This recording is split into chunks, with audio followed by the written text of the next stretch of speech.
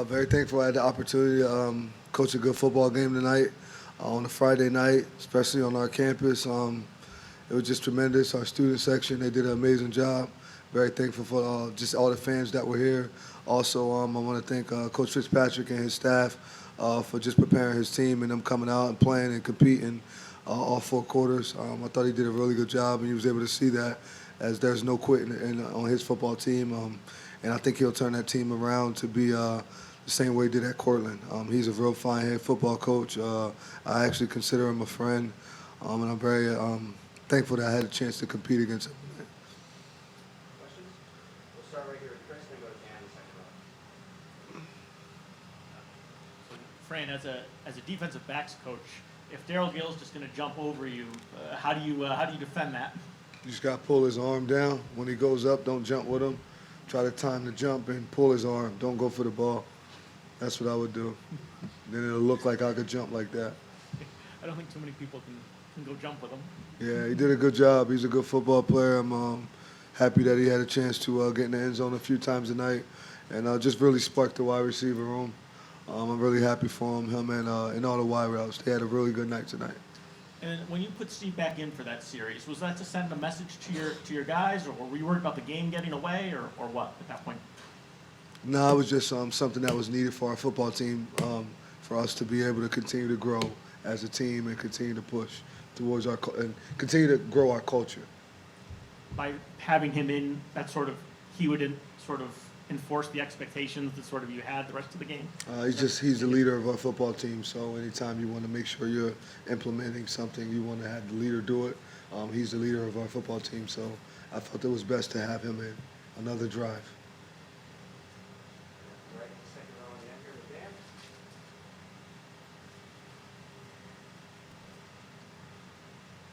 Coach, congrats, first and foremost. Thank you. Just looking at the fact that you had Darian Williams and Dante Baccier in this game, local guys right down the street at Christian Brothers Academy, just what you could say to what they did. I know Darian got in the end zone, and they both had their first collegiate catches. Yeah, I was happy. I was excited. I'm always rooting for those guys in practice. I'm pushing and begging the coaches to put them in. They're my guys. I recruited them. I liked what they stand for. I think they are great character kids. I'm just happy for you're always excited to see more kids get a chance to play football, especially when they're local kids, because it does a lot for the community, right? It's just not about the team, it's the community, it's the fan base, it's the school, just everything. So that's big for us, that those kids got a chance to play and have some success also. And then looking at Demetrius Samuel Jr., had his first collegiate catch today, first collegiate punt return, and first collegiate interception. Just what he means to this team and what your thoughts are coming off of this performance. I think he'll continuing to grow every week and get better in all areas. He loves football.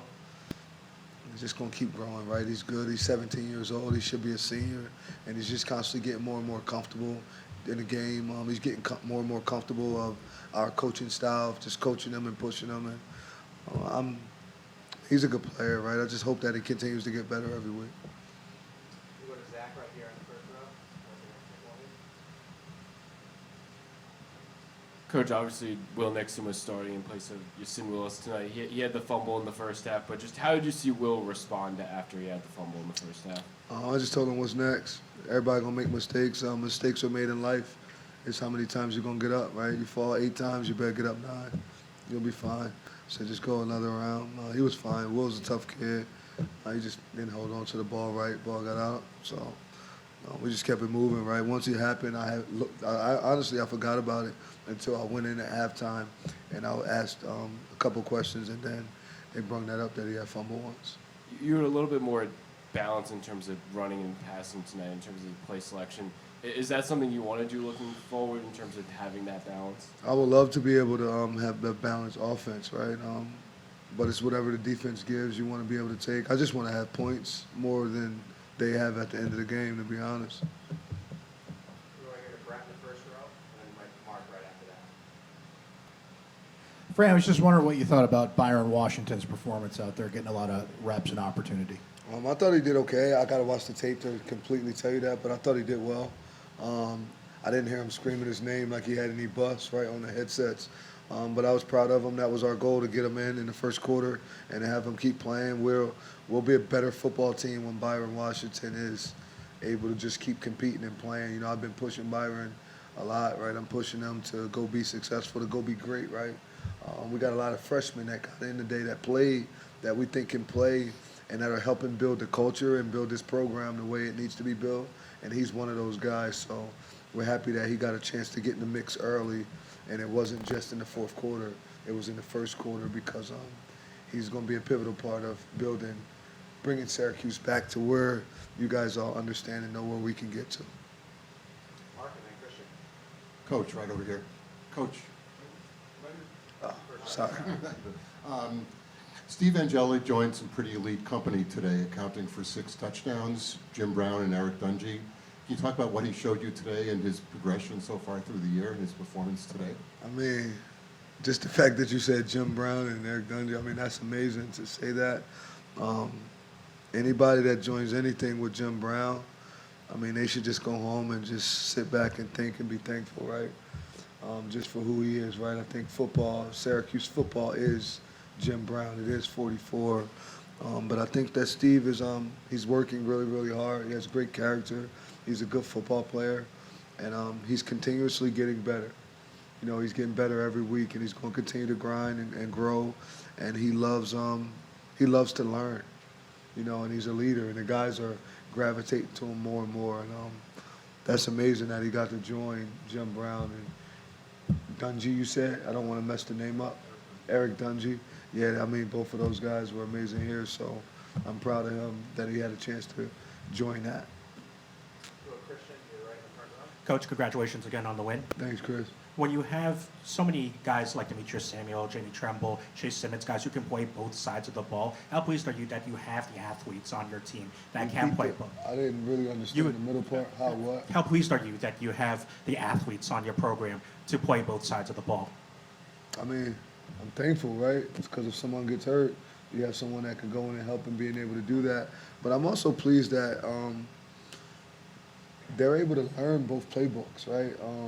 I mean, you know they can do that because they go to Syracuse too, right? The education here and being able to get a degree from here. So these guys are really good student athletes. When you talk about all three, Demetrius does a good job academically.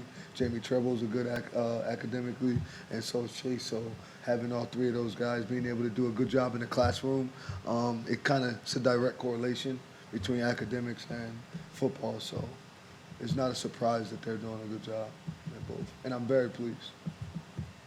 Go to Javon in the front row to your left. Fran, it seemed like Steve took another step as a leader tonight in the standpoint of when he saw his guys in one-on-one coverage, he trusted them and gave them a chance to win, and they won more times than they lost tonight. Can you talk about that and the trust you're seeing the receivers get from Steve? It's just happening in practice, and I think when you practice really, really hard, what you do in practice happens in a game. It's not a mistake, right? It's what happened Monday, Tuesday, Wednesday, Thursday.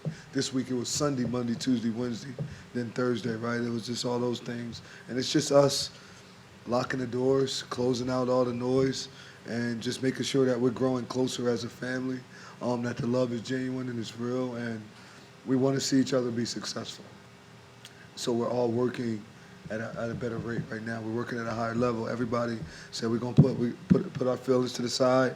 There won't be any egos, things of that nature. We come into play, right? I don't want to really get into what ego is to us or things of that nature, but I think it's the love that they have for each other, and it's the culture that's getting stronger with this team. Why you see that? And then with Ricky, comes out, throws a pick, sits back, lets Steve run the show for one more drive, and then comes back in and leads you to a 93-yard scoring drive. Can you talk about what you saw from Ricky in that moment and his ability to bounce back from a negative and turn into a positive? Ricky's just a tough kid. We think he's tough. That's why we have him. That's why he's our backup quarterback. And if anything was to happen to Steve, we're confident that Ricky will go in and he'll be able to get the job done.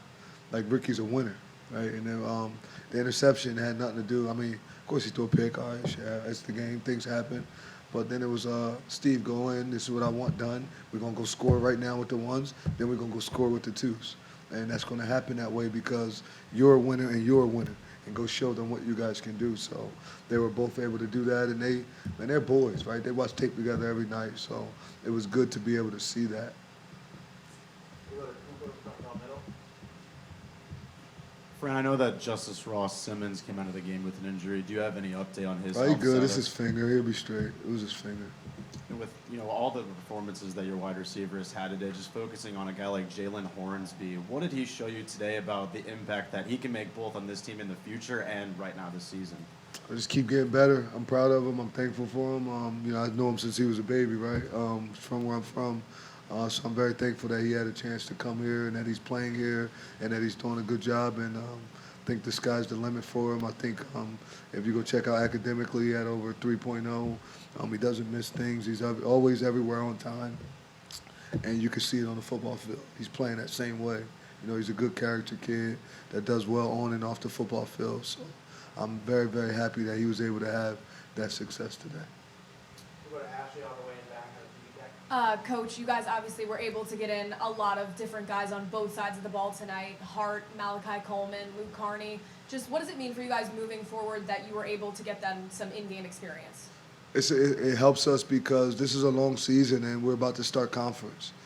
This is a tough conference, one of the tougher conferences in the country, so you got to make sure that everybody's ready. It was about us being able to go deaf. It's about our team being able to click today on all cylinders, so when it's time to go out, we're about to go to a couple places where it's going to be 113, and that's just not 113 players. That's going to be 70 players and the other people that came with us, right? And we got to go in there and be ready to compete, ready to have fun, and very thankful, very happy that they got to get in tonight. It was especially good for the running backs, right? They're funny. Talik broke 2 real good runs.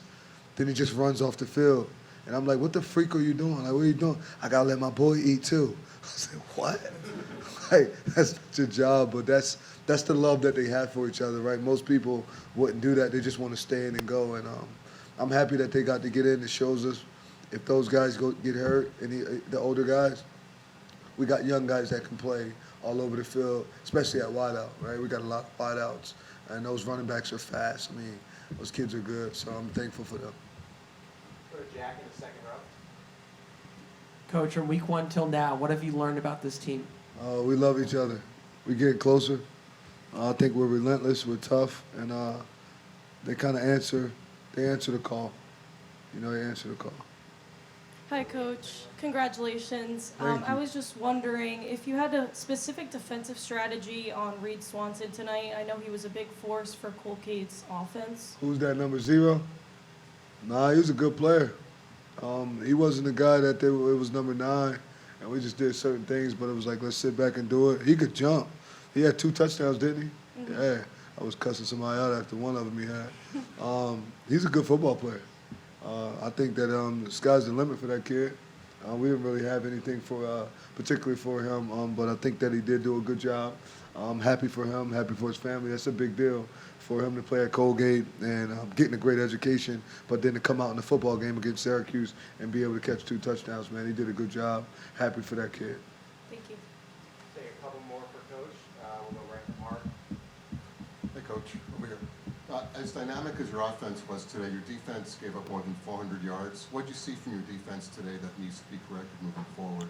I thought they did good in the red zone, but we had the 2 fades and then the 1 long run at the kids, right?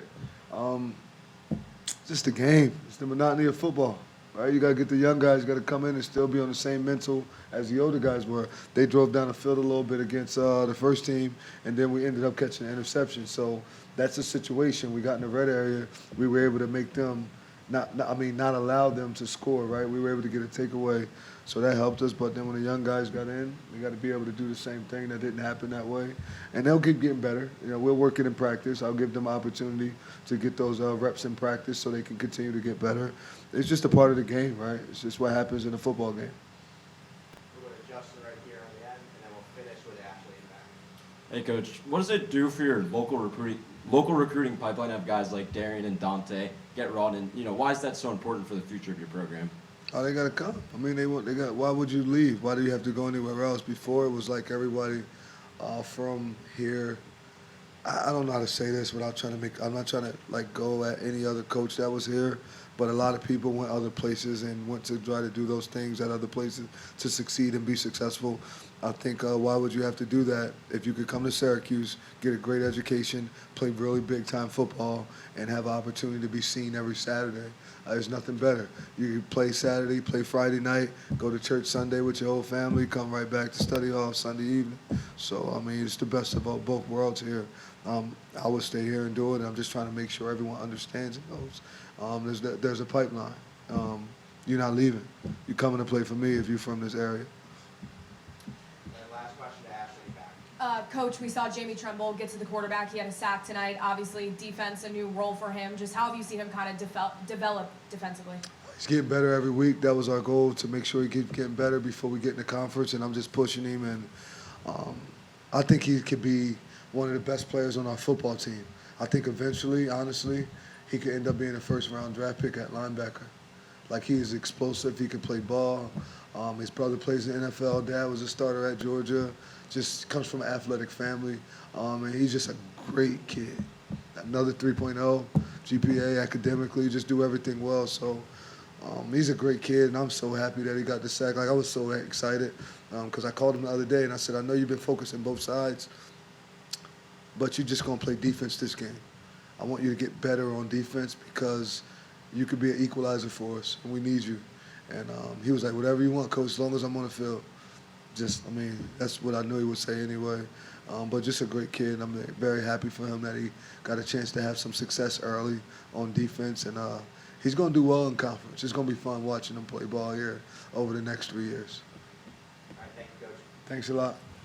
Yeah.